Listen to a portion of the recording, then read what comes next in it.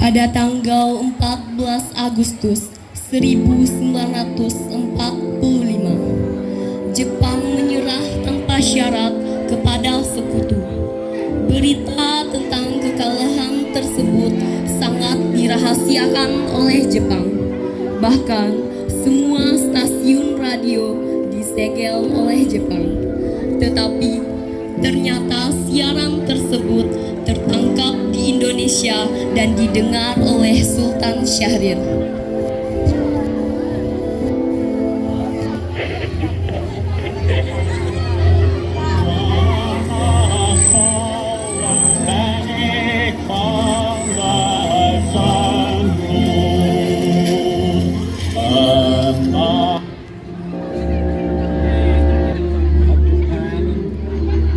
Japanese government and the Japanese Imperial General Headquarters sign the instrument of surrender at the places indicated.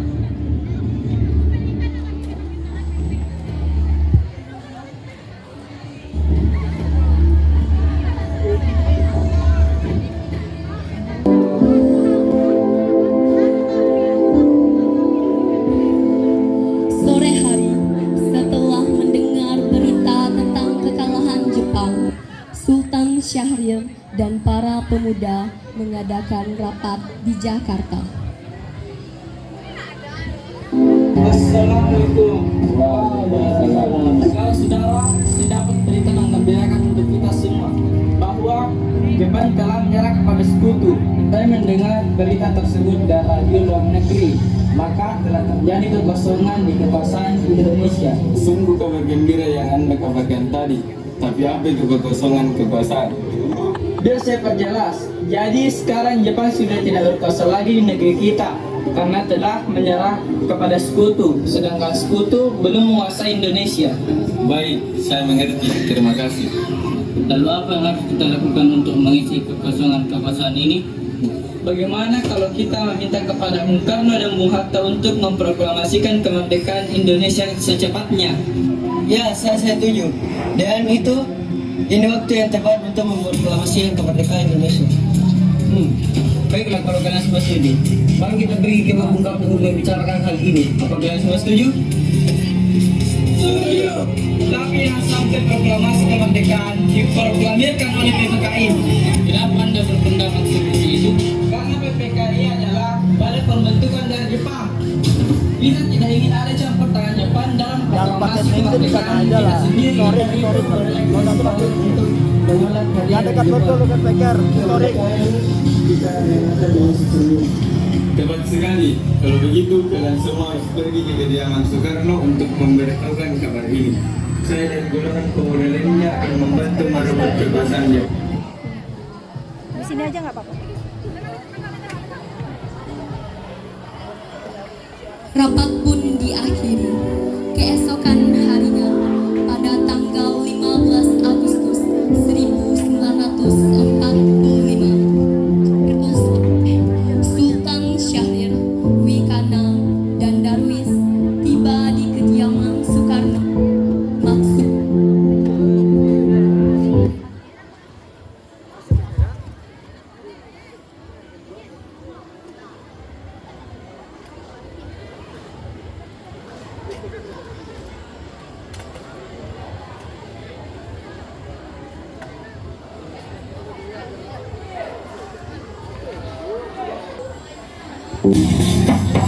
Assalamualaikum. Waalaikumsalam. Permisi Bu, apakah Bung Karno ada di dalam? Kami ingin bertemu dengannya. Oh, ada. Bapak ada di dalam. Ada keperluan apa ya? Ini Bu, ada hal yang ingin kami bicarakan dengannya. Oh iya, silahkan masuk.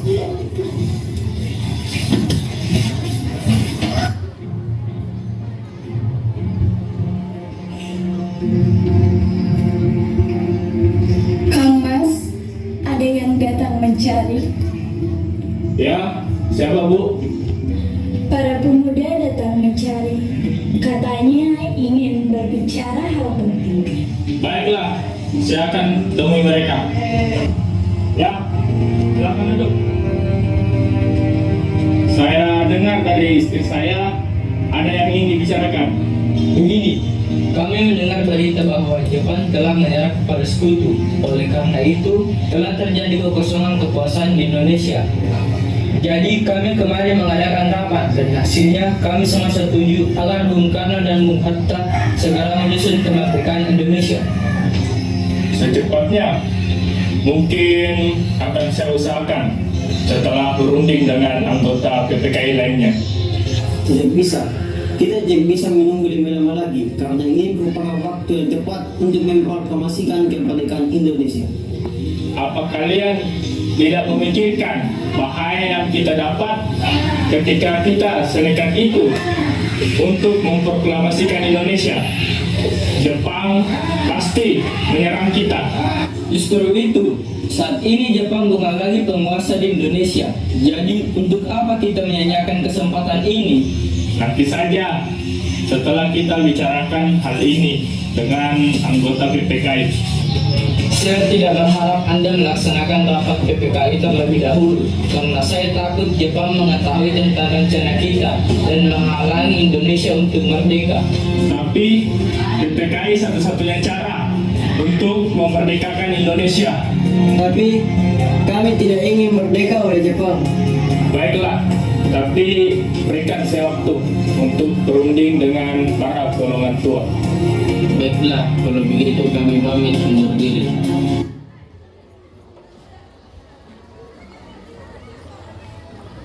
Masing-masing mempertahankan pendapatnya. Keempat orang golongan muda tersebut berpamitan kepada Bung Karno. Mereka meninggalkan kediaman Bung Karno. Kemudian Soekarno meminta para golongan tua untuk datang ke kediamannya dan membicarakan permasalahan tersebut. Bagaimana ini? Para pemuda menuntut untuk segera memproklamasikan kemerdekaan. Tapi kita tidak boleh gegabah, Bung. Kita harus mempersiapkan persiapan dengan matang agar tidak terjadi sesuatu yang tidak kita inginkan. Saya setuju. Menurut saya yang terpenting sekarang adalah menghadapi sekutu yang hendak kembali berkuasa di negeri ini. Selain itu, masalah kemerdekaan yang akan dilaksanakan dari sidang PPKI tanggal 18 Agustus mendatang. Bagaimana, Bung? Ya, lagi pula mereka masih muda. Cara berpikir mereka masih sangat pendek. Kita harus melihat masa depan dan mempersiapkannya dengan matang. Kalau tidak, bagaimana kalau semuanya berantakan? Baiklah, Bung. Berarti kita semua telah sepakat. Baiklah, Bung. Kita sepakat.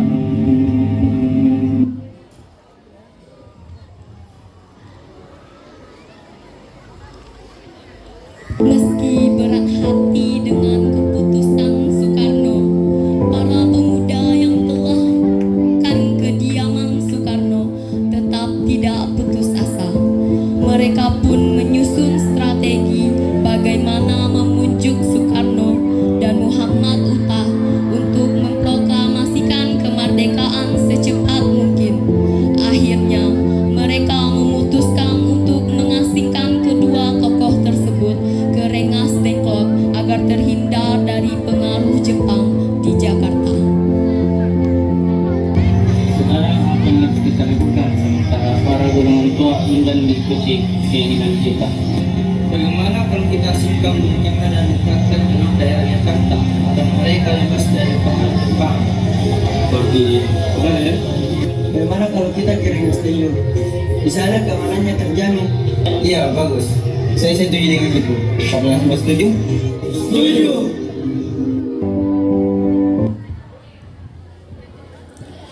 Para pemuda pun menyetujui ide tersebut. Pada malam hari, Insinyur Soekarno dan Muhammad Hatta dibawa oleh sekelompok pemuda menuju Rengas Dengklok.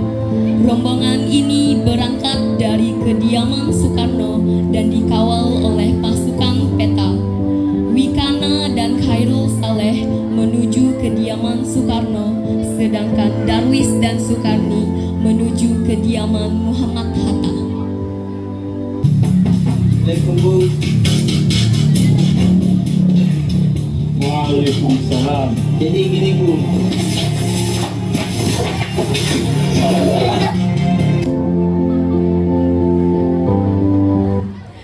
Rombongan Insinyur Soekarno dan Muhammad Hatta tiba di Rengas Dengklok dengan selamat pada waktu subuh tanggal 16 Agustus 1945. Soekarno-Hatta berada seharian penuh di sana. Soekarno,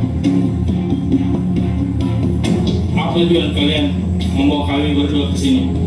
Maaf atas kelancaran kami, Bung. Ini semua demi keselamatanmu. kami ingin membicarakan kembali tentang proklamasi ini Bung. Bukankah Soekarno sudah katakan masalah ini akan dibahas di sidang PPKI? Mengapa harus menunggu PPKI? PPKI itu buatan Jepang. Kami ingin memproklamasikan kemerdekaan Indonesia tanpa campur tangan Jepang. Pendapat itu benar. Kita masih terlalu dini untuk memproklamasikan kemerdekaan. Kita masih membutuhkan bantuan Jepang. Bagaimana jika perkataan Jepang adalah janji mas belaka? Apa yang akan Anda lakukan? Tak selamanya kita harus menunggu janji Jepang itu. Kita harus memproklamasikannya sekarang juga. Demi rakyat kita yang telah bertahun-tahun terbelenggu di tanah mereka sendiri. Mereka berhak bebas dan sekaranglah saatnya. Tenang saudaraku sekalian, mari kita selesaikan pembicaraan ini dengan kepala dingin. Bung Saleh, tolong lepaskan ikatan Bung Karno. Dan Bung Latif, tolong lepaskan ikatan Bung Hatta.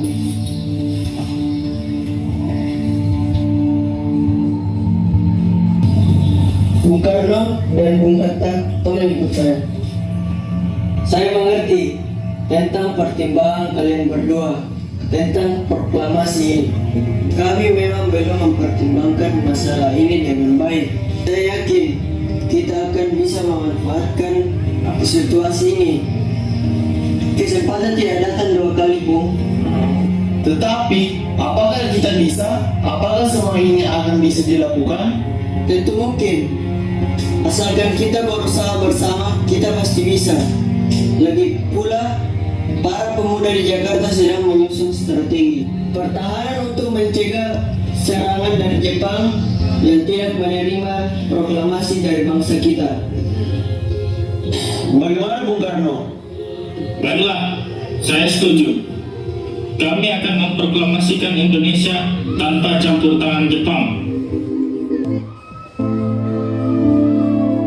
Pada pukul 5:30 sore, rombongan dari Jakarta yang dikawal oleh peta tiba di Rengas Dengklok untuk menjemput Soekarno dan Muhammad Hatta.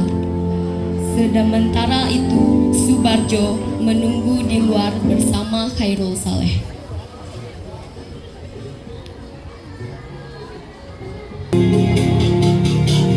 Syukurlah kalian baik-baik saja. Jadi bagaimana keputusannya?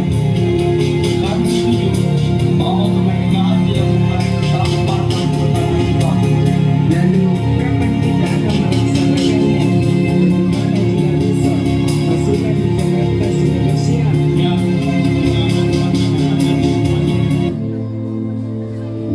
Insinyur Soekarno dan Muhammad Hatta pergi meninggalkan tempat tersebut, sementara Ahmad Subarjo dan Khairul Saleh tinggal sebentar untuk membahas tempat pembuatan teks proklamasi.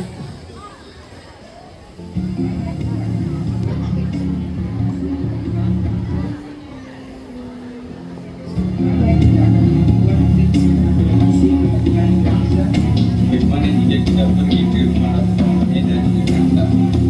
Dia dalam perwira tinggi militer, jadi jabarannya bisa terjaga dan tempatnya juga strategis. Dia adalah orang Jepang. Dan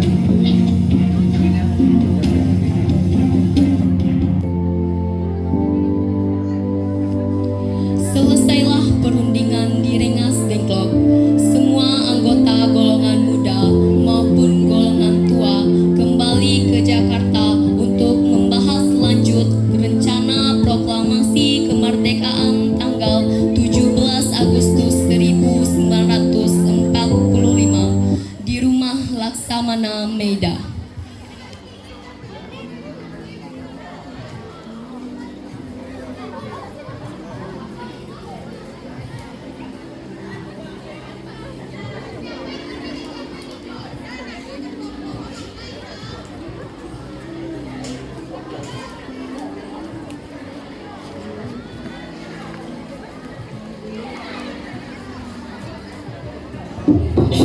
Assalamualaikum. Waalaikumsalam. Ada apa ya?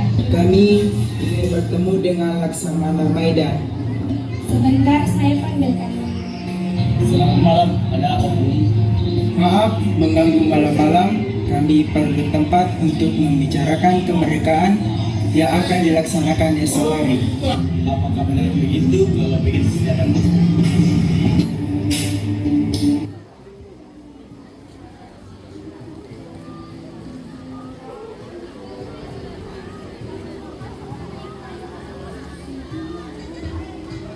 Baiklah, silakan. Sebenarnya saya turut bergembira atas kabar itu dan menggunakan apa yang Anda butuhkan. Apakah ada pena dan kertas Laksamana? Oh, sebentar akan saya ambil.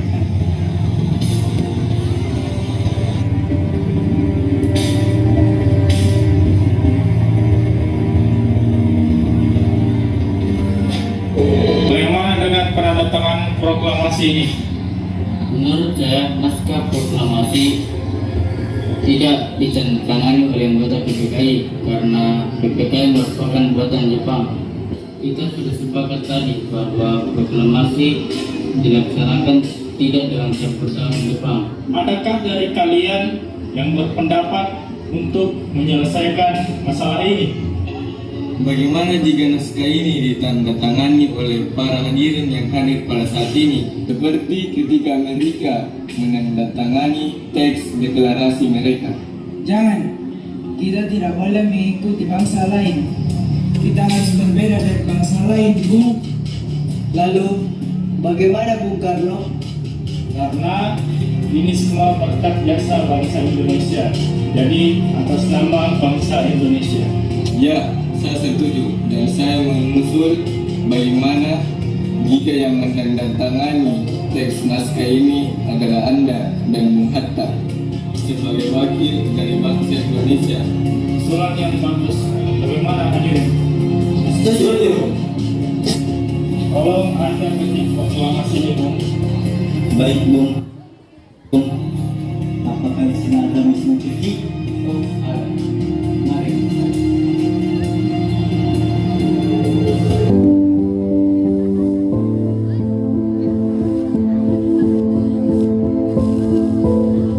Setelah usai dengan Ditmah Laksamana Meida, Karno pulang dan disambut oleh istri tercinta. Lalu Fatmawati bertanya perihal bendera pada Soekarno.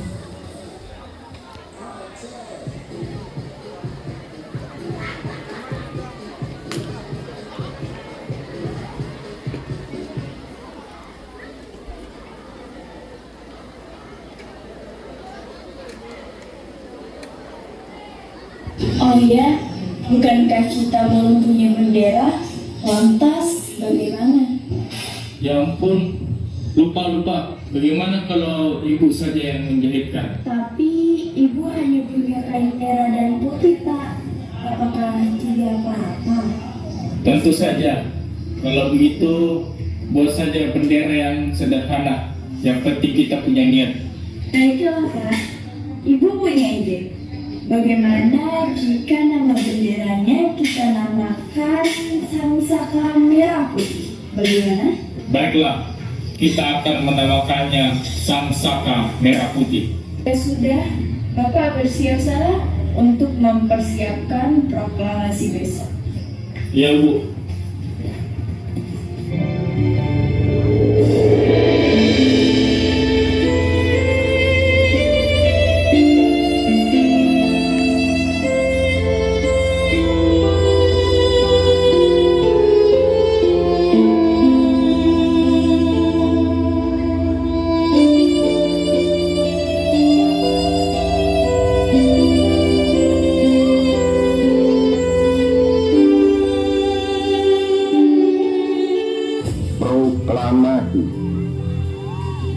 Kami, bangsa Indonesia, dengan ini menyatakan kemerdekaan Indonesia.